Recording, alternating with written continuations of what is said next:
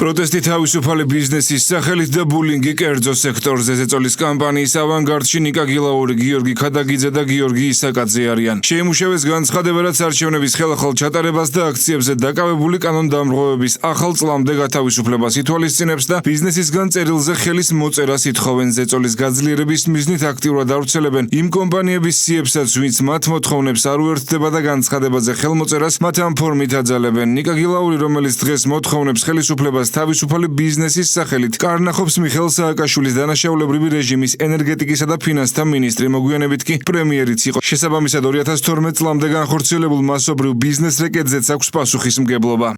ჩემი ორი კომპანია შპს რეფორმატიქსი და შპს აკვა ენერჯი, სადაც წარმოადგენ მმართველ პარტნიორს, შეუერთდა აღნიშნულ ინიციატივას. გვჯერა რა, რომ მოვლენების დეესკალაციის ყველაზე პრაგმატული გზა არის ახალი არჩევნების დანიშვნა და ბოლო პროცესების განმავლობაში დაპატიმრებული ადამიანების ახალ წლამდე გათავისუფლება. მოუწოდებ ყველა საქართველოში მოღვაწე კომპანიას შემოუერთდეს ბიზნესების განცხადებას. გიორგი ქადაგიძე, რომელიც ნაციონალური მოძრაობის ხელისუფლების ეროვნული ბანკის პრეზიდენტი იყო, საბანკო სექტორში დასაქმებულებს გაფიცვისკენ, თავად ბანკებს კი ერთი თვის მოგების დათმობისკენ მოუწოდებს. საქართველოს ბანკი და TBC ბანკი რომ ჩამოვიდნენ ერთი თვის მოგებას, დაიქცევა ფინანსური სისტემა? ცხადია არა, ვერც იგრძნობს საერთოდ. ამ ორი ბანკის ერთი თვის მოგება 200 მილიონი ლარია. ეს იქნება რეალური დახმარება დაზარალებულებისთვის, უკანონო პატიმრებისთვის, ჯარიმებისთვის, სესხების რესტრუქტურიზაციისთვის და ასე შემდეგ. საბანკო სექტორში მომუშავე კოლეგებო, დღეს თქვენ შეგიძლიათ შეცვალოთ ამ ქვეყნის ბედი, გაიფიცეთ, ეს თქვენი კონსტიტუციით გარანტირებული უფლება. ბიზნესმენების გარკვეული ჯგუფი საკუთარ ტელევიზიაში შეკრიბა გიორგი ისაკაძემ, სადაც მთელი სფეროს წარმომადგენლებს მორალის კითხვა დაუწყეს. მე მივმართავ ბიზნესს, რომ შევიკრიბოთ კვირას პირველის ნახევარზე BMG-ში და ვილაპარაკოთ, ვინც საქართველოში არ იმყოფებით, 24 საათი თავი ახლა ჩარგული გაქვთ ტელეფონებში და ამათი დედას ძახილით, ამოატრიალეთ ეს ტელეფონები, ჩაწერეთ თქვენი ვიდეო მიმართვა. ბიზნესის წინააღმდეგ წამოწყებულ კამპანიას მხარს მამუკა ხაზარაძეც უჭერს და ამბობს, რომ ხელისუფლებას არა მხოლოდ თავად, არამედ მისი კომპანიებიც უპირისპირდებიან. დღეს ქართული ბიზნესი პროტესტში ხალხთან ერთად დგას და მეც ამაყივარ, რომ ამ პროტესტის ავანგარდში ჩემ მიერ დაფუძნებული კომპანიებიც არიან. იმის ფონზე, რომ ლელოს ერთი დამფუძნებელი ბიზნესზე ზეწოლას ახდენს, მეორე კითხვას მოუწოდებს თუ არა TBC-ის თანამშრომლებს გაფიცვისკენ თავს არიდებს. ბადრი ჯაფარიძე ჩვენს კითხვებს არ პასუხობს და ამბობს, რომ გადაწყვეტილება ბიზნესმა ინდივიდუალურად უნდა მიიღოს. ყველა ბიზნესი იღებს თავის გადაწყვეტილებას. პირველ რიგში ეს ადამიანები არიან საქართველოს მოქალაქეები. სწორად მიგაჩნია გაფიცვისკენ.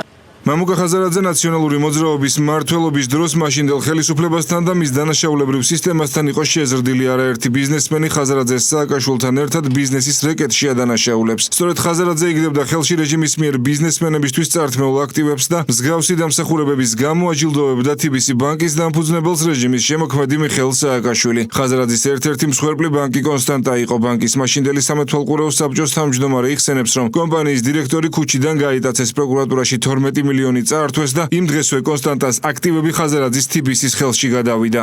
დირექტორი გამოვიდა საკუთარი საცხოვრებელი სახლიდან, მას დახვდა სამი უცნობი პირი, ჩასვეს მანქანაში და წაიყვანეს პროკურატურის მიმართულებით.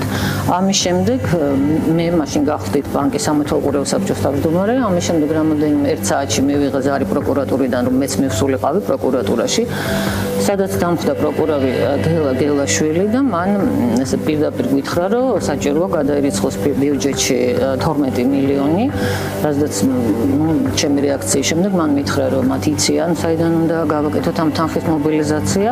რადიკალები ბიზნესის ბულინგს არ აღიარებენ. მეტის ორგანიზებულ კამპანიას მიესალმებიან და ცდილობენ წარმოაჩინონ, თითქოს კომპანიები გადაწყვეტილებას გილაურის განცხადებას ხელი მოაწერონ, თავად იღებენ. სამოქალაქო პოზიციის დაფიქსირებაზეა საუბარი. რაvis ზეწოლას არ ახორციელებს, ეს არის უბრალოდ გამორიცხული და გამორიცხული არის ამაზე უბრალოდ ეს სასაცილო. ფაქტობრივად აბულინგებენ, ეს არის თქვენი შეფასება, არ არის ბულინგი, საუბარი გარკვეული აქტორების მხრიდან ბიზნესის ბულინგზე არის უბრალოდ არაადეკვატური. იმის პარალელურად, რომ რადიკალებმა ნაძვის ხისანთების ღონისძიების ჩატარებაში დედაქალაქის მერიას და პატარებს ხელი შეუშალეს, საახალწლო ბაზრის ჩაშლაც გადაწყვიტეს. გააკეთეს მორიგის სია, სადაც 200-მდე მეწარმე გაერთიან და აღნიშნულ რაოდენობაზე დაყრდნობით ამტკიცებდნენ თითქოს ბიზნესი საახალწლო სოფელში მონაწილეობაზე უარს ამბობდა, რაც მორიგი манипуляცია აღმოჩნდა. თბილისის მერმა განმარტა, რომ საახალწლო სოფელში მონაწილეობა 800-ზე მეტ კომპანიას სურს და შესაბამისი განაცხადიც აქვთ დაწერილი, რაც შეეხება თითქოს და ბოიკოტის გამომცხადებელ კომპანიებს. აღმოჩნდა, რომ მათგან საახალწლო ბაზარში მონაწილეობაზე განაცხადი მხოლოდ 900 ჰქონდა გაკეთებული. საზოგადოება კი მორიგის სიცრუის მომსწრე გახდა. ჩვენმა შესაბამისმა სამსახურმა გადაამოწმა და აღმოჩნდა, რომ მხოლოდ 9 კომპანიას ჰქონდა განაცხადი გაკეთებული საშობაო სოფელთან დაკავშირებით იმ კომპანიებიდან, რომელზეც იყო საუბარი. ანუ იმ 200 კომპანიიდან თუ ცოტა ნაკლები იყო, არ მახსოვს, მხოლოდ 9 კომპანიას ჰქონდა განაცხადი გაკეთებული მონაწილეობის მიღებასთან, საშობაო სოფელში მონაწილეობის მიღებასთან დაკავშირებით და ამ 9 კომპანიამ განაცხადა შემდეგ უარი. ასე რომ არანაირი პრობლემა არ არსებობს ამ მიმართულებით. საქართველოს ბანკმა და ხაზარაძის დაფუძნებულმა TBC მოქალაქეების, ასევე მცირე და საშუალო ბიზნესების მხარდასაჭერად 5 მილიონი გამოყო. ჩვენ დავინტერესდით თუ რატომ ვერ მოხვდნენ ჩამონათვალში ის სამართალდამცველები, ვინც აქციების აგრესიული მონაწილეების ქმედებების შედეგად დაშავდა. რიგ შემთხვევაში კი ქირურგიული ჩარევაც დასჭირდათ. ბანკებში კითხვებს თავი აარიდეს და თქვეს, რომ ფინანსებს შესაბამისი ფონდები ანაწილებენ. განცხადება რაც გავრცელდა ის არის დამატებით დეტალებით თუ პირამ ექნება თქვენ შეხავთ. ანუ მაინტერესებს თქვათ დაზარალებულებში პოლიციელებიც შედიან თუ მხოლოდ აქციის მონაწილეები. ამ ეტაპზე რაც გავრცელდა არის ეს ინფორმაცია, დამატებით რამ ექნება თქვენ გაიგებთ. ფონდებს აქვთ დადგენილი სტანდარტი, რომლითაც იდენტიფიცირებას ახდენენ დაზარალებულობის. ჩვენ ფონდში ვირიცხავთ თანხას. ანუ და ამ დაზარალებულებში თქვათ პოლიციელები გულისხმობა თუ არა, ეს თქვენ არ გეხებათ.